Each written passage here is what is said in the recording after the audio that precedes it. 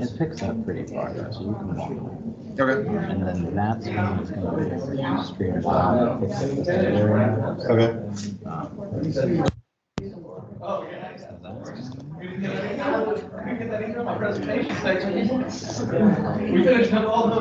Let me start this one.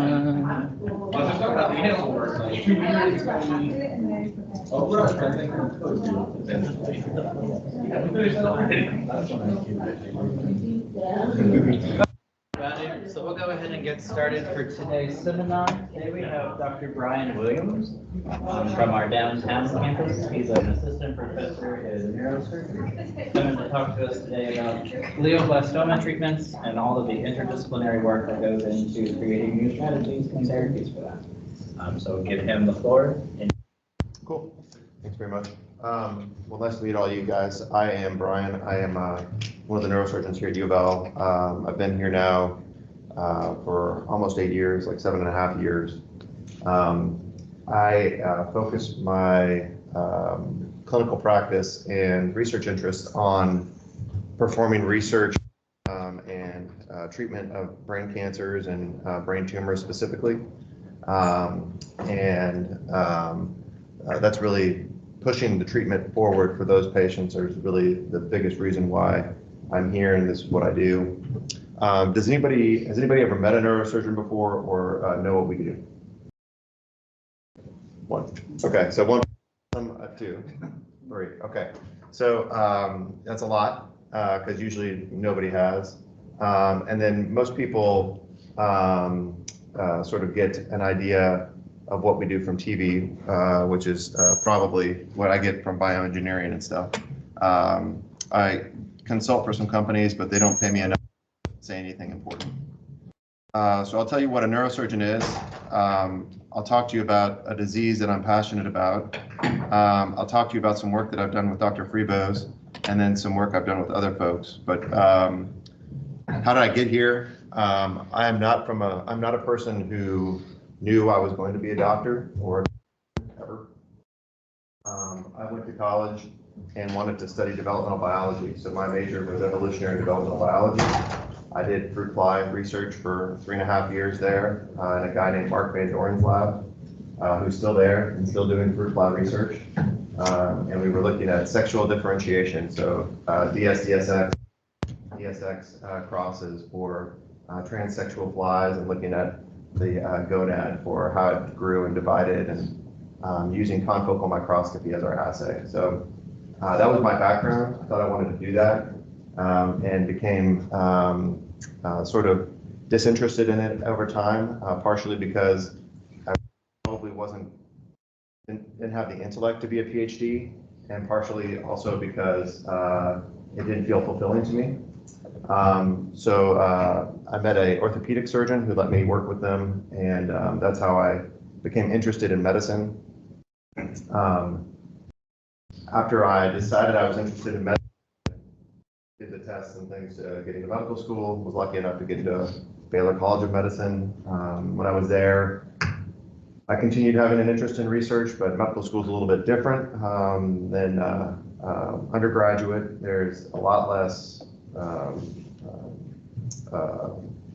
personalization of your education. A lot of it is very standardized to meet accreditation requirements and things.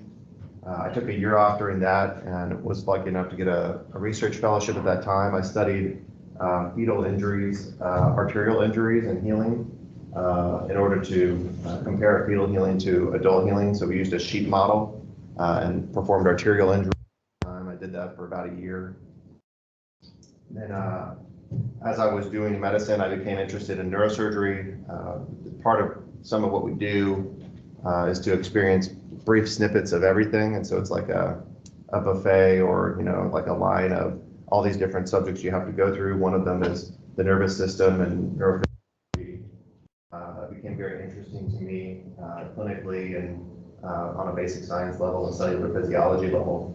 And so I ended up enjoying doing neurosurgery, tried it and enjoyed that. For those of you that don't know, the way medicine works is you have to go to medical school, but when you finish medical school, you're a dentist or someone else who can just go practice. you have to go actually be practically trained. And when we get practically trained, that means like you actually can go and be effective for someone. When you go to medical school, you actually have a lot of knowledge in general, but not a lot of capability to do anything.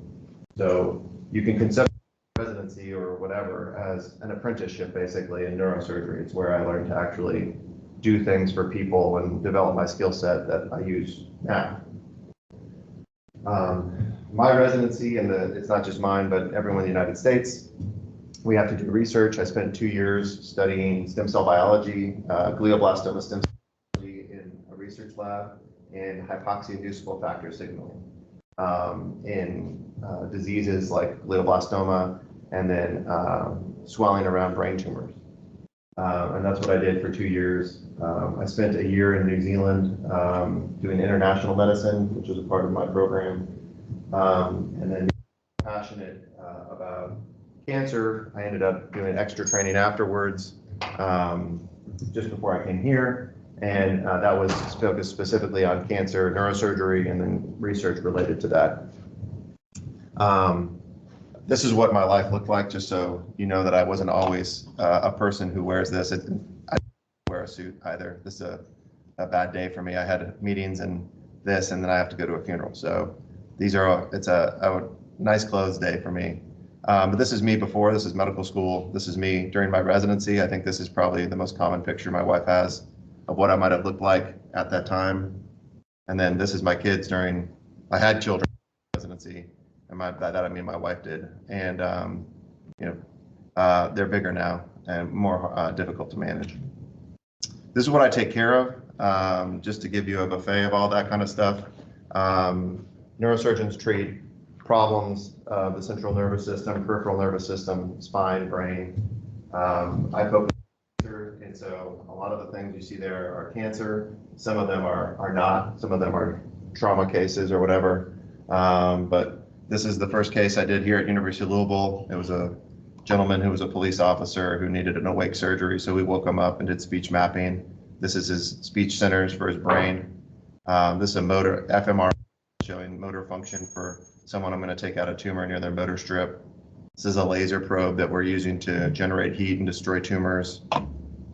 These are spine surgeries that I've done where someone broke their spine or destroyed their spine to a certain extent and needed it repaired. This is someone with a cancer of their spine, and this is the spinal cord or the dura covering the spinal cord. A portion of their spine removed and being reconstructed at the time.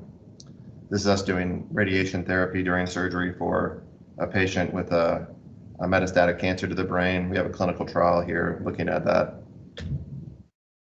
So what about that's enough about all that stuff, but that's what we do. So we take care of, so if you can conceptualize electrical, structural, fluid problem of the brain, a neurosurgeon is that person for you. So we're like a plumber, a construction person, a mechanical engineer, a electrical engineer for your brain. And we don't do all of that per se, but each of us have sort of our own focus.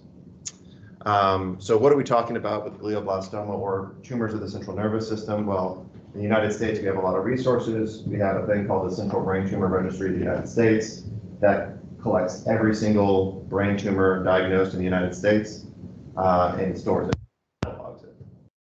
Now, this isn't for like genetic deep sequencing or anything. This is literally ethnicity, race, age, survival, and they follow along. Kentucky has that, the Kentucky Cancer Registry, and they contribute to the Central Brain Tumor Registry in SEER.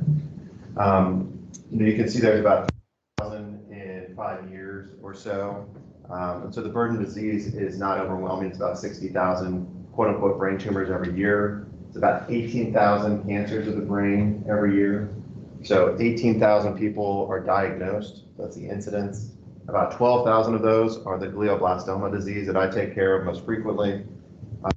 The survival from that is relatively poor. So the mortality related to it is much different than, or much higher than other diseases. How do we figure it out? So remarkably, we haven't progressed significantly in how we diagnose a problem for a brain tumor in a very long time. And initially, brain tumors were diagnosed by symptoms. People would have symptoms based off of the neurological exam, physical exam, history taking. We would find a place that we would go and do a window in the skull called a craniotomy. We would biopsy at that time. This is before imaging existed. And we would look at the brain physically, try to find a place that looked abnormal, biopsy it, and do a pathology review, okay? We have other things now, but CT's been around since the 1970s. MRI has been around since the 1990s. We add those things in, but people still come in with a problem. They say, I have symptoms, right? And so what do people have? They have headaches, nausea, vomiting, usually progressively worsening over time. Seizures, if you're a person who's never had a seizure before and are having new seizures, they'll check things like your blood glucose or whether or not you've been taking substances or withdrawing from substances. And if that hasn't happened, you have a problem having a new problem in your brain. This is what an MRI looks like. So the CT scan is X-ray based. This is an axial image. That's just an anatomical view. The nose would be up here at the top. The right ear and the left ear would be on either side. And then this is the back of the head. And this is the tumor here with a large fluid cavity there. This is a coronal view. You can see the right ear and the left ear over here. This is the tumor area here in a portion of the brain. This is a fluid space in the brain that's normal called the ventricle. And this tumor is sort of just deep to the ventricle, pushing in towards where the brainstem area is. So what it looks like if you cut someone's brain. So you can flip it over. This is I'll use the mouse so that online folks can see. This is the area of tumor, and you can see there's different areas or heterogeneity of this, and I'll speak to that when I speak about some of the research projects we've been doing. But you can see there's an area of what looks like very abnormal and dead tissue, maybe some hemorrhage as well, to areas that are less disturbed but still abnormal, areas of hemorrhage around it, and then you have areas that might be more normal looking or less infiltrated with cancer. And when we look at it on different sets of imaging, this is what it sort of looks like here. We have different forms of MRI that help us to identify these things. Anatomical can be, but it can also measure the amounts of stuff. This is a MR spectroscopy. This is the spectra here. This is the voxel that's been obtained here. And looking at the spectra, there's certain peaks we can pick up that have characteristic patterns for tumor. Here we have choline, which is a marker of cellular membrane integrity, NAA, which is a marker of neuronal integrity, and then creatinine as a normalization. And then normally the NAA should be much higher and the choline should be much lower. So there's too many cells and not enough neurons in the brain to make it normal. We can measure physiological blood flow. This is a perfusion study. Hyperperfusion, or a hotspot depicted here, helped us to identify areas for either biopsy or identifying abnormal areas of the brain. And that can be useful in trying to figure out where to go. Unfortunately, all of this still relies on an invasive study. So surgical biopsy is still needed. So you either have to have a surgical window in the skull or a needle biopsy or some sort of thing that gets you tissue, and then the pathologist still diagnose the problem. So diagnostically, we haven't made a whole lot of progress. So WHO, the World Health Organization, puts out criteria every year. This is what a needle biopsy looks like. I think that's me. This is a robot that we use to help align a trajectory. This is an external trajectory alignment array. That basically means we plan a trajectory to do the biopsy on a computer. We tell the computer where the person's head is in space. The robot, we get it close, and then the robot does the final alignment. We drill a hole down through the guide on the robot, pass the needle down, and the needle is about the size of a piece of tip of your ballpoint pen. The needle that takes the biopsy specimen is about the size of a piece of pencil lead, about the width of maybe your pinky. And so we can do biopsies that way, or we can do larger surgeries that take out the biopsy as well. This is what the computer heads-up display looks like for that patient. So here we have something telling us whether we're on. We have a snippet window of where we're going to biopsy, so we have some idea about being accurate and what things should look like. And then that's what it looks like on the pathology. And so, has anyone seen pathological tissue specimens before, or looked at any of this stuff? Is that something you guys get exposed to? I guess not much. So this is a stain that's standardly done for pathological diagnosis. It's got a stain and counter stain. So there's a nuclear stain, hematoxin and eosin, hematoxylin, and eosin is a standard one that's done for tissue that's fixed in formalin. The here are dark, and then tissue that doesn't have many nuclei in it is going to be pale pink. Cytoplasm is also pale pink. So here's a big cytoplasmic body here. In general, you can see these cells lining up here. This is called pseudopalisading. And this area here where there doesn't look like there's any stuff, that's geographic necrosis. That means that like stuff for an abnormal reason. And that could be anything from like trauma to cancer to anything like that. Cancer is the only thing that looks like this though, really. And then here's another area of pseudopalisading, a long area of necrosis. And then you have areas of microvascular proliferation. So here's a blood vessel, and the blood vessel is layer thick, only one cell at a capillary level. This one has 3 layers. So this here, this here, and this here. So the vessels are too thick. We call that microvascular proliferation. But this would be consistent with glioblastoma. You have that depicted here again. So we do the biopsy, diagnose the patient. What do we do next? So we call it, if such a thing exists, maximal safe surgical resection. Okay, that means take out as much of the cancer as you can. The unique thing about the brain, which is fun to have to deal with compared to other people like surgical oncologists that take out an organ like maybe the breast or the colon or the lung, is that they don't really have to think about function as much with those things. You have more lung than you could possibly ever really need. So you can take out one lung and the patient, they're not going to be marathon runners, but they still can live a normal life. You can take out the colon and you don't actually need the colon to have a normal life. Maybe your bowel regimen is a little bit, you have bowel movements more frequently or whatnot, but the colon isn't a necessary organ. The breast similarly for that, or the prostate. Those organs aren't particularly necessary, particularly by the time for men that they get prostate cancer. You don't need your prostate by then, it's just there.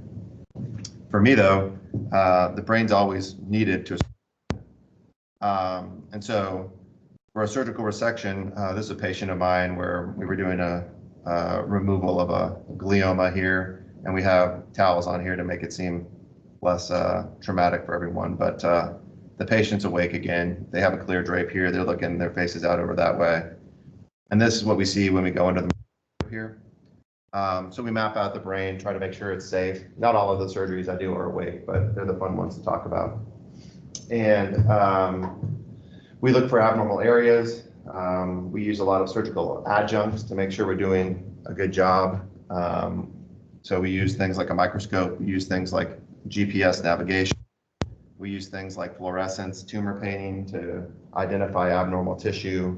And so we use a special light filter, turn all the lights off in the operating room, use a fluorescent filter and fluorescent light to identify areas of abnormal tissue, and then remove that and pair that with sort of safety checks like awake surgery or other types of monitoring to make sure we don't damage.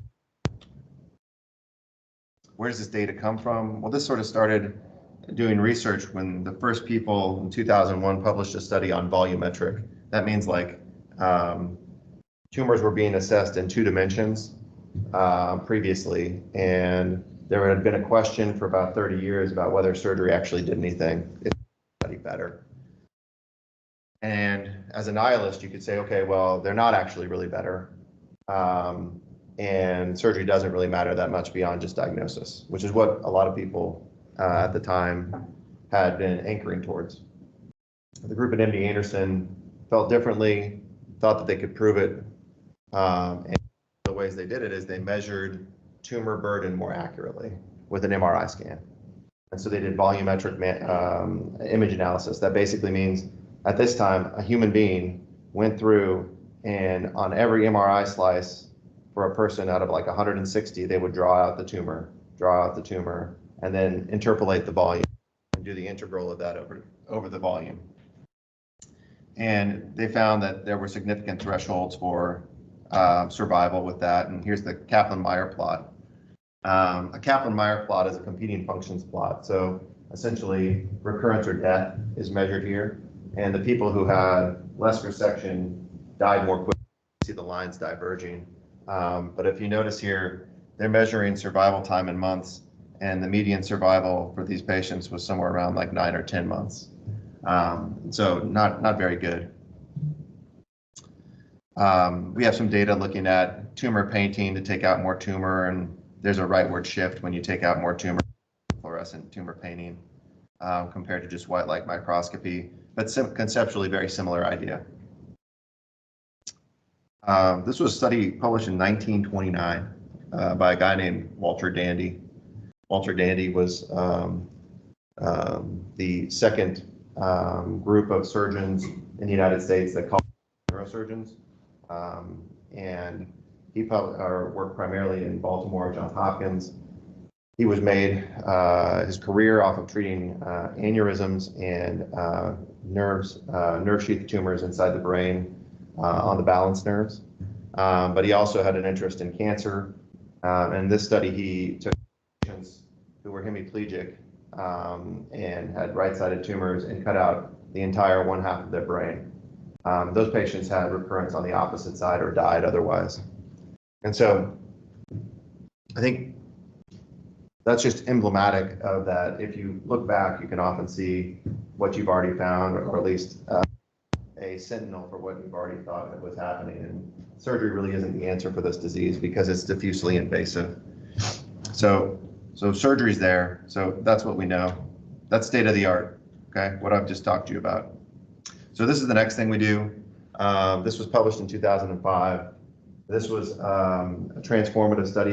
First time any chemotherapy showed significant benefit and survival improvement when someone was treated with this. So 2005, first time since 1970 that when alkylating agents were first used for treating cancer in the brain, that anyone showed a survival improvement was treating with chemotherapy. Temozolomide is a type of agent, orally bioavailable, so patients can take it at home. They don't have to get a infusion. And in this case, the disruptive idea was they paired alkylating agents with radiation at the same time. Before they were doing it sequentially. This one they did it together and then alone afterwards. And if they followed that regimen, they had an improvement in survival. Again, you can see really dismal. It's about 14 months median survival. That is the survival of my patients now. That was 573 patients were randomized. This is an adjunct treatment that has gained more popularity since the early 2010s. It's a thing called tumor fields. They're essentially EKG stickers you place on the head. They create alternating electrical fields. The patient wears a backpack. That helmet is a little more overbearing than what we normally put on the patients. It normally looks like just these little stickers like this here. And if patients use tumor treating fields when they take chemotherapy after the radiation and chemotherapy together, they had an improvement in survival starting initially and then all the way out up to 36 months.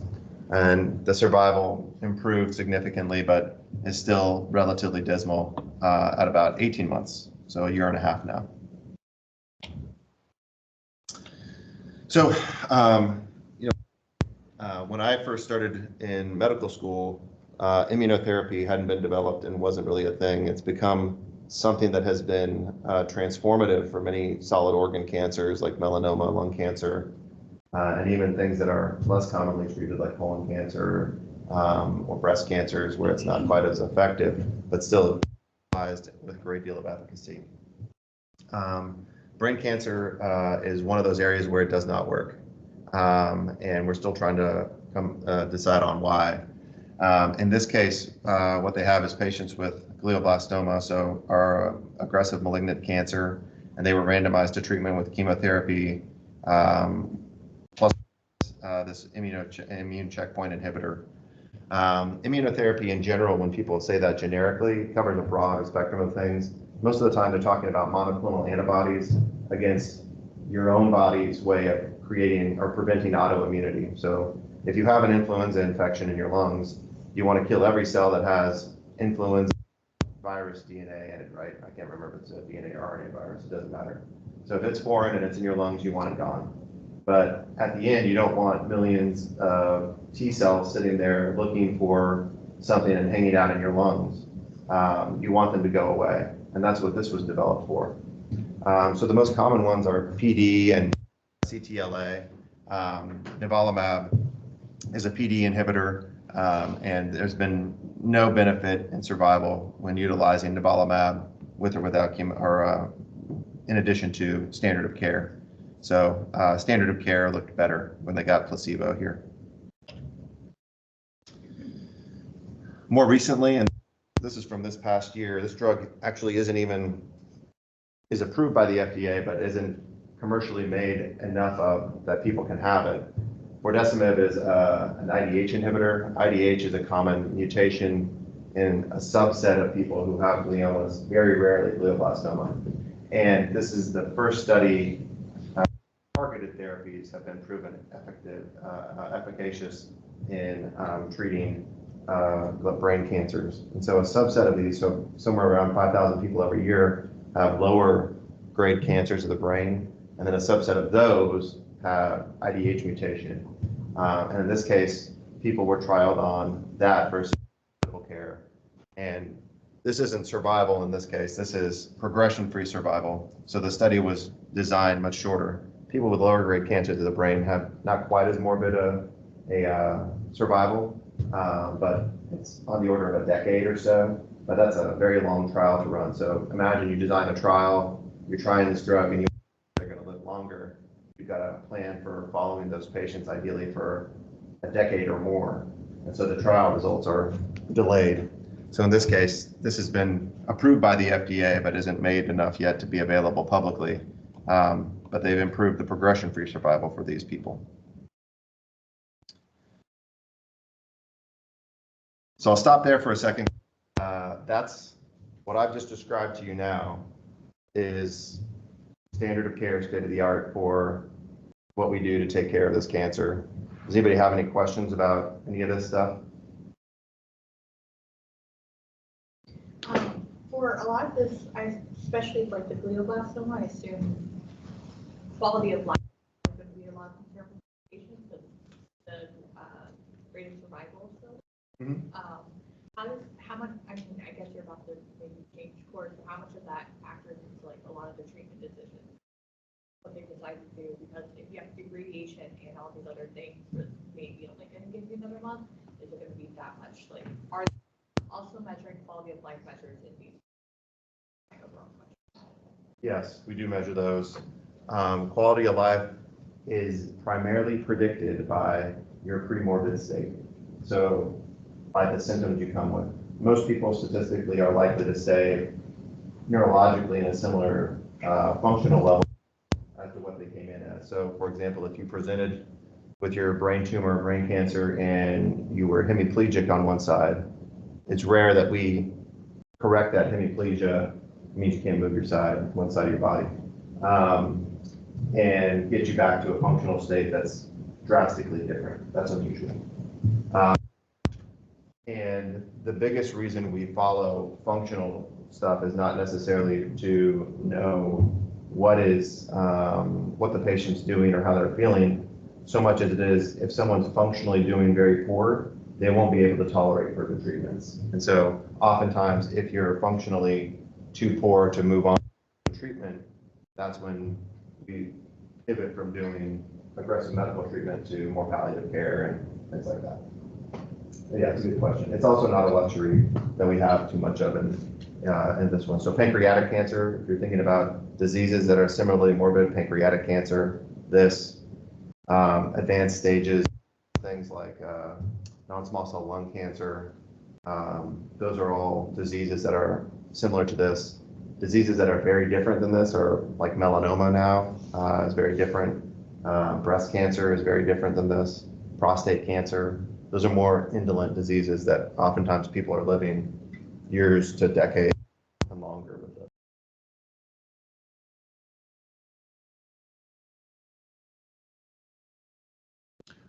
Okay, so that's what we do for people. And obviously, I think anyone who looks at that thinks to themselves, well, this is really not very good. And similar to all those other normal people, I'd always considered that the reason being someone who focuses on cancer is exciting isn't because the surgery is interesting or the patient care or any of that kind of stuff necessarily. I thought the disease was the most interesting thing and helping people. And so in developing ideas and ways to go, I had a background doing some molecular biology, but really I was trained in an era of the candidate gene approach, which is sort of to a certain extent now and less common. And by the time I'd learned all the stuff I needed to learn to take care of people, I'd been not doing science regularly for about 4 years. So basically meant I was useless in general to most people to do any scientific research in terms of like technical. And so with that skill set, I needed to find people to work with me and to do experiments. I still had some things that were useful for people.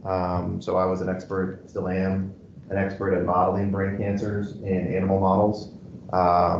Still xenografting, so we drill a hole in a mouse head or an animal head, inject human cancer cells, let the graft seep, and then treat with some sort of experimental therapy, and then go from there. That requires a modicum, a very small amount of technical skill that I had, but no one else here had. So I was able to offer that to people at the Cancer Center. And then a lot of serendipity plays the role. So a couple people from this department, Joe Chen and Herman Freebos, reached out Phyla, and we had a meeting and thought about what technical skills they had and the skills I had to be able to provide an opportunity for study. And for the past 4 years or so now, 3.5, 4 years, we've been doing research on anchoring towards some of the strengths we have in terms of experience using metabolomics as a cellular readout for various areas of the cancer, microenvironment analysis, a skill set that Dr. Chin had, and then my understanding of what might be important for the disease and access to patients and the tissue. And we came up with a concept of studying the central area of the cancer versus the edge or infiltrating edge or rim of the cancer. And some of the reasons that might be interesting is that the central part of the cancer is typically removed. So it's not if there is a contaminated or residual margin, which usually there is, that's not what's left behind. It's something at the edge. Most of the genetic studies that have been done or the readouts that we've done with or RNA sequencing or deep sequencing of DNA for the cancer methylation analysis had all been done on tissue from the core rather than from the edge. And so there's a heterogeneity of the tumor or like variability of it in terms of its phenotypic biology when you look at any of those layers. And then as a direct cellular readout, that and protein are sort of like the two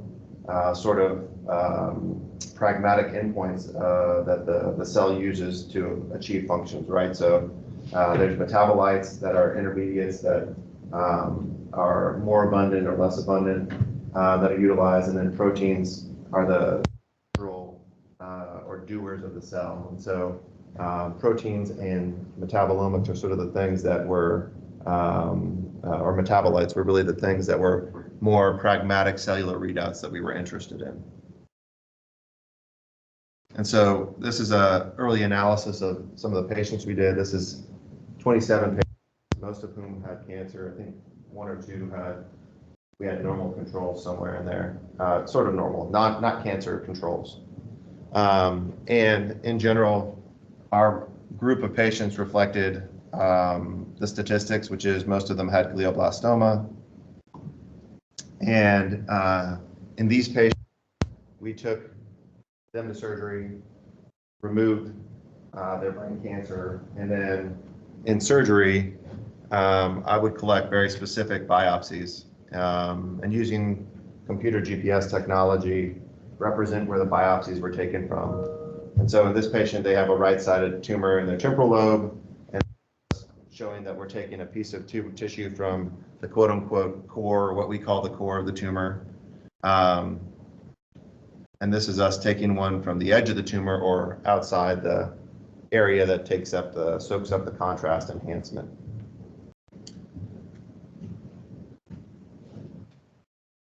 And so we go through metabolomics, and then this is a figure of from a paper that Herman published with me that went through how we used his machine learning on a small set of data from our patients and used permutations as a training methodology and validation methodology, and then used this iterative permutation to be able to sort of bootstrap our small group of patients relatively.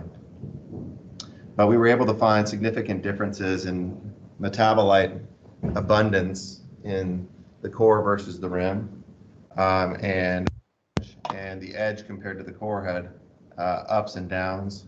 Here you can see this Venn diagram, I think, sort of gives you a sense of how many distinct metabolites there were from one compared to the other.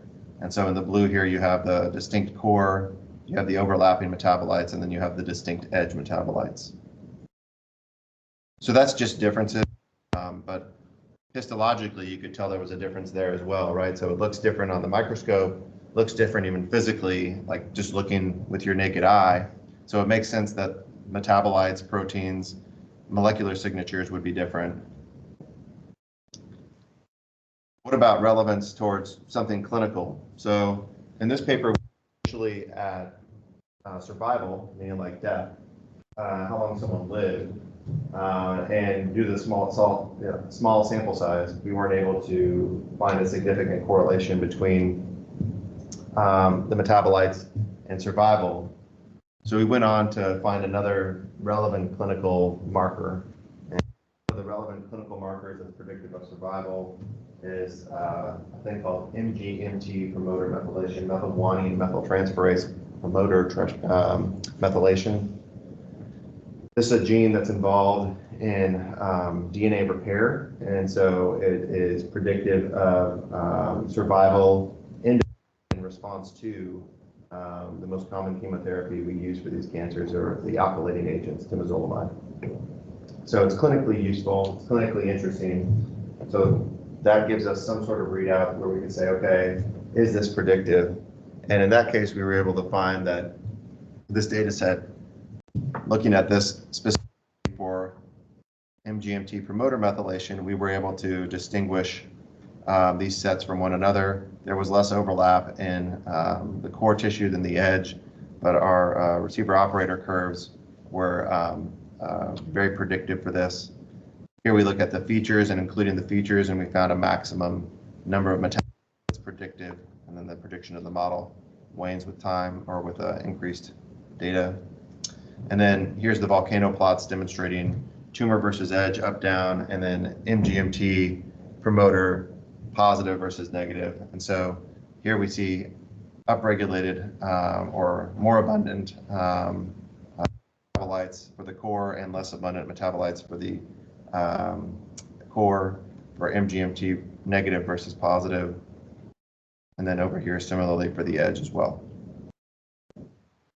And then this is a figure that I have a trouble understanding, but in general, it leans into some of the things that we look at, which is purine metabolism, nicotinamide metabolism, glycine metabolism. And so it speaks to some of the networks that are involved in the metabolites that we're measuring and inferring significance from that. So in this, and then you can see rated the pathways that are involved in your enrichment overview, and the most significant are at the top and the least significant at the bottom. And so in this, we're able to use metabolomics and for the first time distinguish areas of the tumor using metabolomics alone. That in and of itself is sort of an interesting thing, or kind of cool to me. We don't have any margin marker for this. Like in surgery, there's nothing that marks the edge of the cancer for us. And so if metabolomics offers a way of potentially identifying or distinguishing normal tissue from edge tissue from core tissue, that is useful to me if we can make it actionable during a surgical procedure to be able to find a margin or make it more useful for me to take out more cancer if I'm able to. And for the first time, be able to distinguish regional areas using a metabolomic profile alone. And so that was really exciting in terms of the findings. And then MGMT promoter is associated with survival. So we're on the track of finding something that could be relevant for improving someone's longevity after a diagnosis with this disease and identifying new therapies. In parallel with that, this is the work Dr. Chin did with the tissue. We were looking at microenvironment and specifically the acellular component of the microenvironment. And so what you have here are the exact same patients, a subset of the ones that you saw with the metabolomics.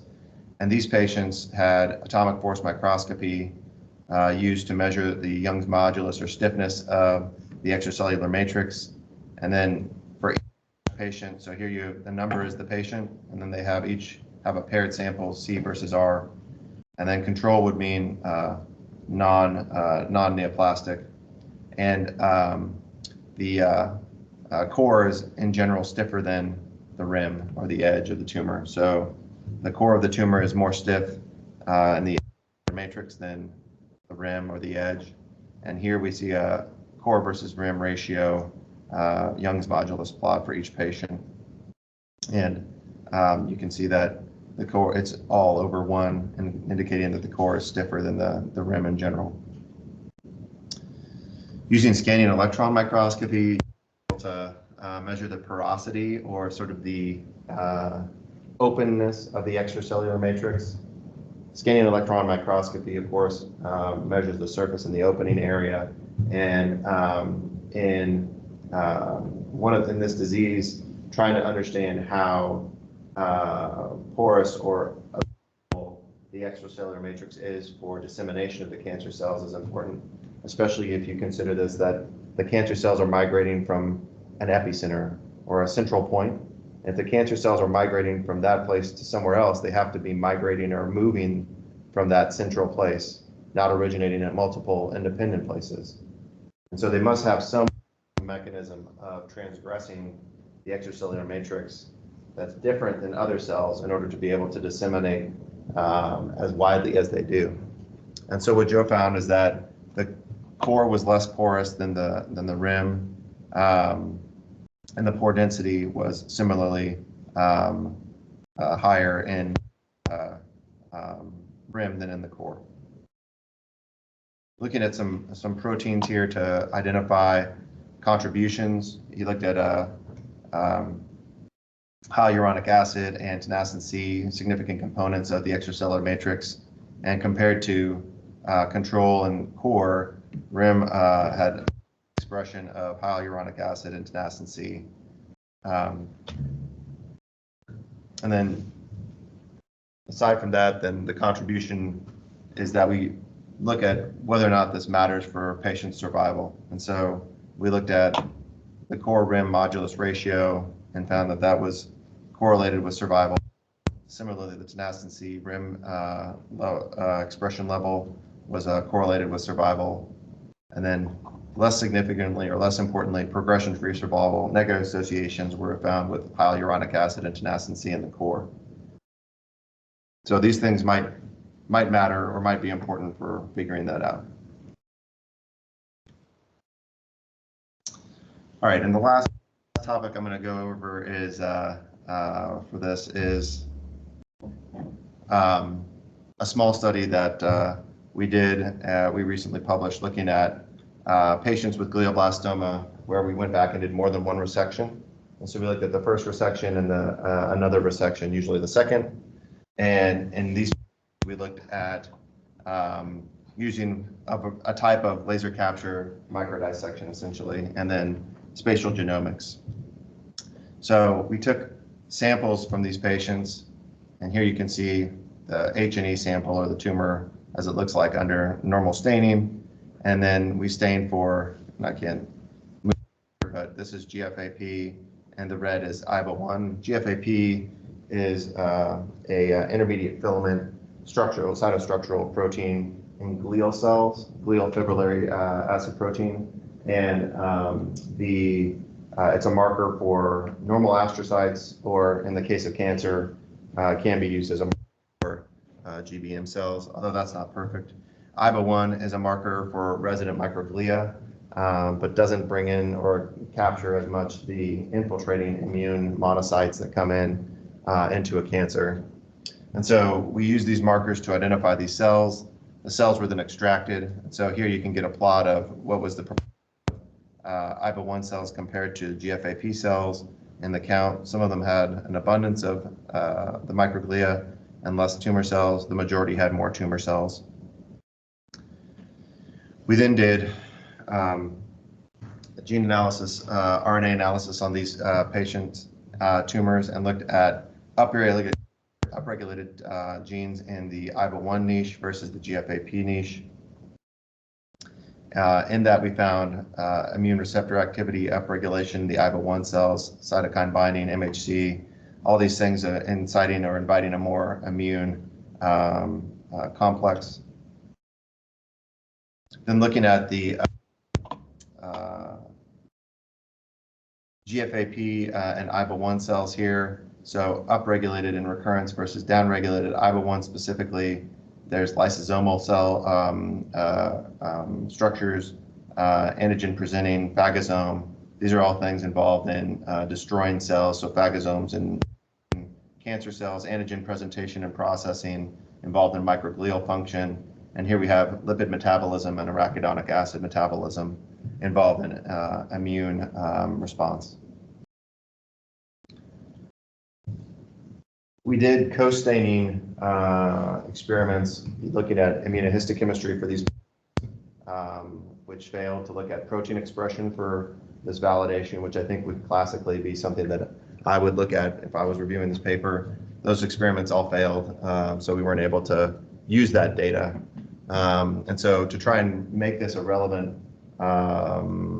conjecture, we looked at one of the genes that were upregulated in PLD3 involved in lipid metabolism was identified as a significant predictor. And what you're seeing here is 3 separate data sets. So CGDA, MUSET, TCGA GBM from Allergent, and HDU133A, which is a cell line, was shown to be upregulated in recurrence.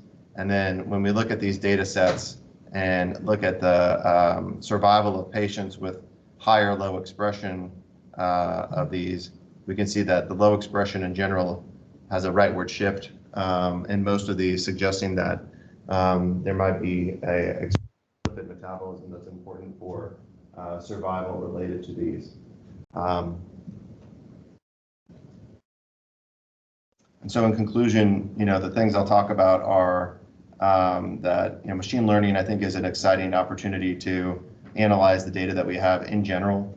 Metabolomics and cellular matrix evaluation and spatially resolved genomics are interesting ways to try and assess that, although not perfect. And then I think the most important thing I can tell you is that collaboration with my colleagues has been probably the most exciting and interesting part of my time here. And I'll say thank you to my friends. These are people I've worked with in neurosurgery. These are the clinical partners I work with. And these are my research partners who basically do all the heavy lifting and make this really exciting for me. Any questions?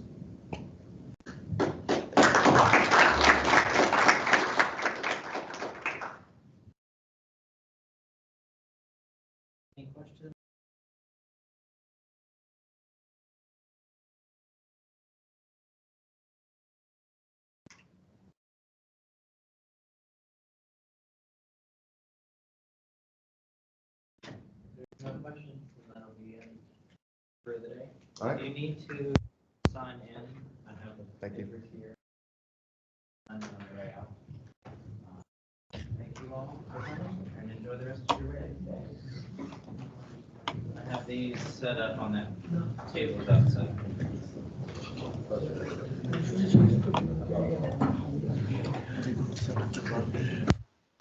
Herman, thank you. Thank you. Appreciate it. Yeah, it's very nice. Pictures of you. You're still young. Relatively, yeah, fair enough. Yeah. So this is Dylan. Hey, Dylan, good to see you. Yeah, this is actually working. Oh, fantastic. We have a. Good. Yeah, I was talking with